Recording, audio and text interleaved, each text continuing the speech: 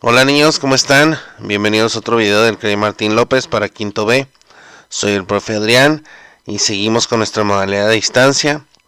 A espera de lo que nos digan nuestras autoridades, a ver si ya podemos regresar el próximo lunes. Yo les aviso. Por lo pronto, bueno, hay que ponernos al corriente con los trabajos que nos faltan y hay que seguir trabajando.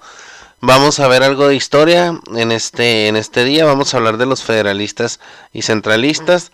En nuestro libro de texto serían las páginas de la 21 a la 24. ¿Sí? Bien.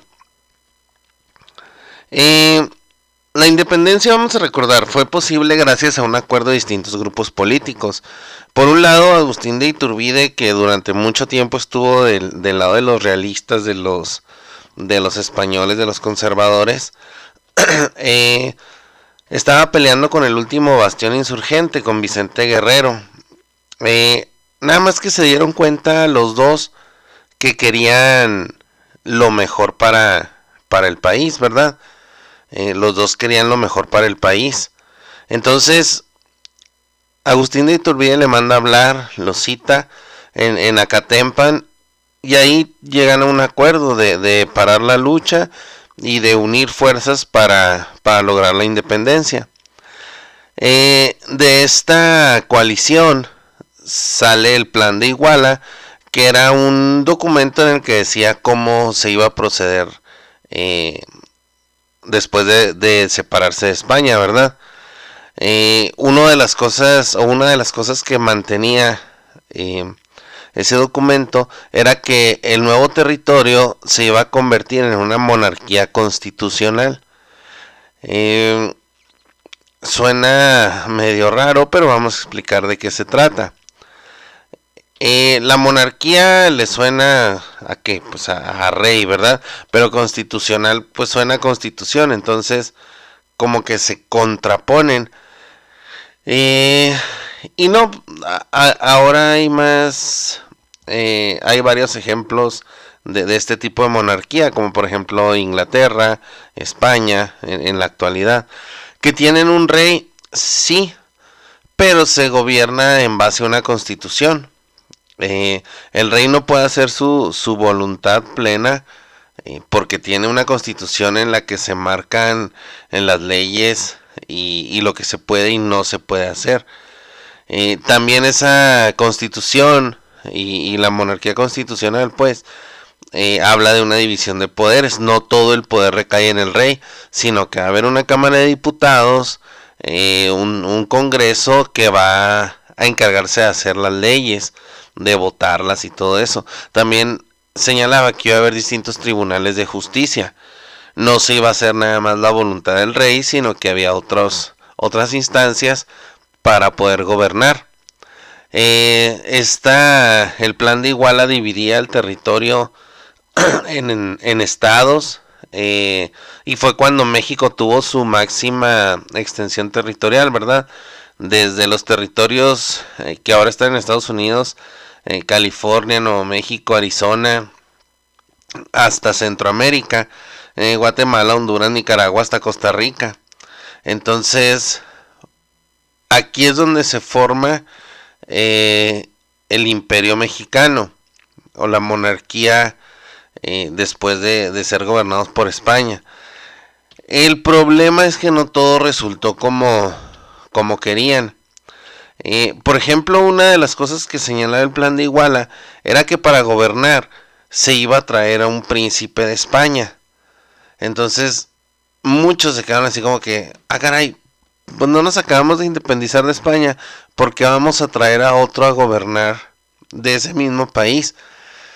Lo que querían era seguir teniendo relaciones con España, porque pues España seguía siendo bastante poderoso. Aparte pues compartíamos idioma y ya una larga historia. Entonces querían seguir teniendo relaciones con España. Aparte pues esto les abriría las puertas a la nueva nación también para comerciar, para tener tratos con Europa. El problema es que España no quiso. España no aceptaba todavía que México se le hubiera separado. Entonces España dijo, no, no, yo no te voy a mandar ningún príncipe, hazle como quieras. Entonces se acuerda nombrar a Iturbide, a Agustín de Iturbide, como emperador. Muchos lo apoyaban y muchos sabían que era un excelente militar y una excelente persona, pero otros pensaron que no era lo que necesitaba el país. Muchos empezaron a decir que había hecho todo para quedarse él como emperador, etcétera, etcétera.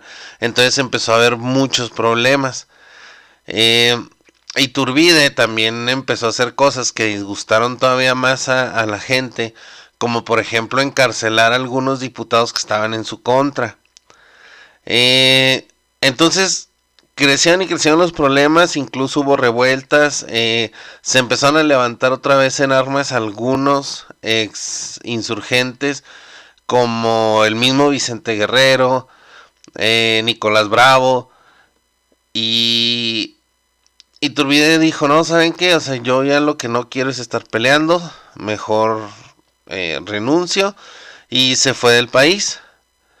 Deja a cargo el trono del imperio y se va. Entonces vuelve otra vez el debate. Si necesitamos una monarquía, ¿qué podemos hacer? Y ahí se llega a la conclusión de que mejor con una constitución se establezca una república, un presidente y una república. Tiene sus diferencias, obviamente. El presidente lo va a elegir el pueblo, aunque ahorita vamos a ver que pues tampoco era que fuera muy democrático el asunto, pero bueno. Se redacta la primera constitución del país en 1824. La constitución que nosotros tenemos vigente no es esta, ya cambió porque los tiempos han cambiado, ¿verdad? Nosotros estamos todavía con la de 1917, pero la primerita fue la de 1824. Sí. Esta constitución señalaba varias cosas.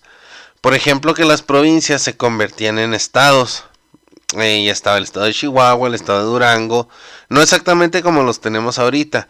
Por ejemplo, Sonora y Sinaloa estaban juntos. Las Californias estaban juntas. El mapa de México era un poco distinto, pero se empiezan a convertir los estados y a cada uno se le da cierta autonomía, porque no era lo mismo gobernar aquí en Chihuahua que gobernar en Oaxaca, por las condiciones geográficas, por el tipo de gente, por los trabajos que se dan en una región y en otra, todo eso. Entonces a cada estado se le da su autonomía para gobernarse. Cada estado podía tener también su constitución, podía tener su gobernador. Claro que todo debía estar a la cabeza, pues, el presidente de la república. Sí, hablando de eso, el primer presidente de la república es Guadalupe Victoria, un también antiguo insurgente o peleador ahí en la lucha de independencia, que fue el que ganó cuando se hacen las elecciones. Resulta ganador, y el periodo donde está él, hay cierta paz, hay cierta estabilidad. La gente se estaba recuperando de tantos años de guerra. Entonces, bueno, empiezan a renacer los empleos, empieza él a fundar escuelas para la educación de los niños.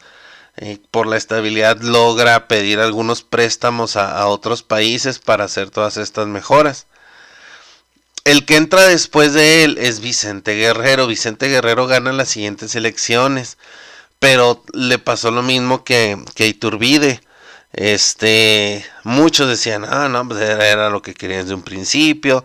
Entonces tuvo muchos detractores. Muchos no querían que Vicente Guerrero fuera el presidente. Algunos diputados se le voltearon, sobre todo por ciertas decisiones que tomó. Por ejemplo, él quiso ya de plano abolir la esclavitud, que era una de las cosas que se buscaban en la independencia, pero pues alguna gente todavía seguía teniendo esclavos. Entonces él la quita por completo. También corre a muchos españoles que seguían viviendo aquí. Entonces eso molestó a muchas esferas del país, a muchas esferas sociales. Y se echó muchos enemigos. Aprovechando esto, Anastasio Bustamante, un militar, lo derroca. Por medio de las Fuerzas Armadas, lo quitan del puesto y es fusilado. Entonces, los siguientes años otra vez a luchar, pero ahora entre los mismos mexicanos. La independencia es contra España, se va a España, se logra la independencia, y ahora entre los mismos mexicanos nos empezamos a agarrar a balazos. ¿Por qué? Porque había dos grandes grupos. Ya se había dicho que se necesitaba una república, ok, pero estaban viendo si federalista o centralista. La federalista, hay muchas similitudes y dos o tres diferencias. La federalista, por ejemplo, tiene tres poderes: el ejecutivo, que es el presidente; el legislativo, que son los diputados, los senadores, los que se encargan de hacer las leyes; y el judicial, el que se encarga de impartir la justicia. El ejecutivo del centralista es igual, el presidente; el legislativo igual, el judicial, pero aparte tenían el supremo poder conservador. Esto obviamente para los liberales no les cayó mucho en gracia. El supremo poder conservador pues tenía poder del ejército, poder de la iglesia, y a los liberales, a los políticos y pensadores que venían siguiendo corrientes como la ideología francesa de Europa y todo eso, pues no les gustaba que la iglesia, que el ejército tuvieran poder en el gobierno. La República Federalista tenía estados libres y soberanos. En aquel tiempo 19 estados, 5 territorios y el Distrito Federal. Y en la centralista no eran en sí estados, eran departamentos con gobernantes, pero no los elegía el pueblo. O sea, por ejemplo, aquí en la federalista, la gente de Chihuahua iba a elegir a su gobernador. En el centralista no. Sí iba a tener un gobernador, pero lo iba a definir el presidente de la república. Ahí no iba a haber una votación como tal. El federalista, la República Federalista, tiene una Cámara de Diputados y una Cámara de Senadores, que les digo que son los que se encargaban de las leyes. La centralista no, tenía una junta o asamblea con poderes limitados para legislar. Ellos podían dar opiniones, podían tratar algunas leyes, pero la última palabra la tomaba el presidente.